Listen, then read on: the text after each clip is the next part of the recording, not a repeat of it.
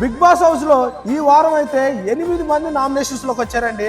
ఎవరు సేవ్ అవ్వాలనుకున్నారు, మీ అభిప్రాయం, ఎవరి మీద ఎంత మంచి అభిప్రాయం ఉంది, ఎవరి మీద ఎంత చెడ్డ అభిప్రాయం ఉంది అనేది లైక్ చేసి ఈ వీడియోని కింద కామెంట్ చేయండి ఫ్రెండ్స్. నెంబర్ 1 రీతు గారు పర్ఫెక్ట్ పాయింట్స్ మాట్లాడుతున్నారు.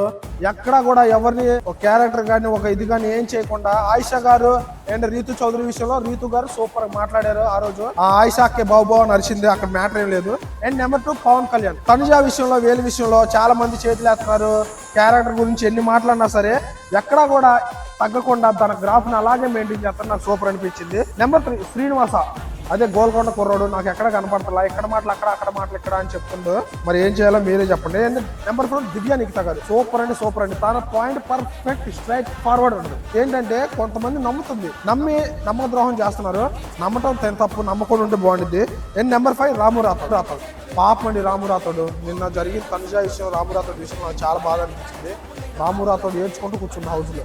ఒక అమ్మాయి అలా మాట్లాడుతూ నాకు చాలా బాధ అనిపించింది. అండ్ నెంబర్ 5 తనుజా గౌడ తన గురించి తెలియనే ఉంది.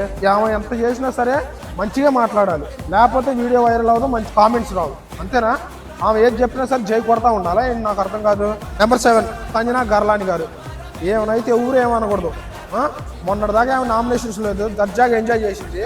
ఈ రోజు నామినేషన్స్ లోకి వచ్చాకే పర్ఫార్మెన్స్ నెంబర్ 1 పర్ఫార్మెన్స్ చేస్తుంది. ఆమె పర్ఫార్మెన్స్ కి వీక్ ఏం జరిగిందో మీ చేతుల్లోనే ఉంది. అండ్ నెంబర్ 8 రమ్య అలెక్య మోక్ష అలెక్య చిటిపిగిసి తిన్నారు కింద కామెంట్ చేయండి.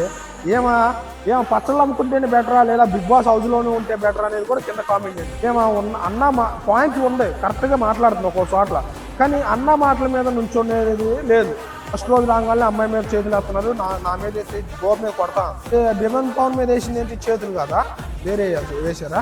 ఫ్రెండ్స్ మీరేమనుకుంటారు? జెన్యున్గా ఎవరు ఎలిమినేట్ అవ్వాలి, ఎవరు సేవ్ అవ్వాలనేది కామెంట్ చేయండి.